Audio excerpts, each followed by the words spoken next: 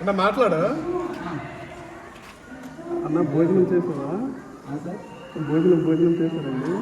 అవును సార్, బాగుంది. బాగున్నాం సార్. ఇది కాకరకాయ కూర వండినారా? సార్. మరి పంచదార వేసినారు లేదా కాకరకాయ కూర సార్ వేసారా?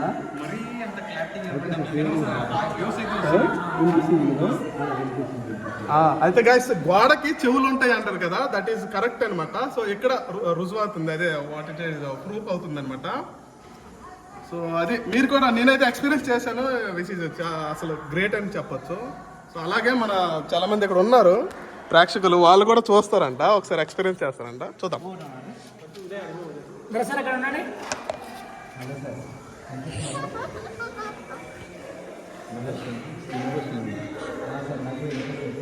మనకు పైనుంచి ఇక్కడి నుంచి వస్తుంది,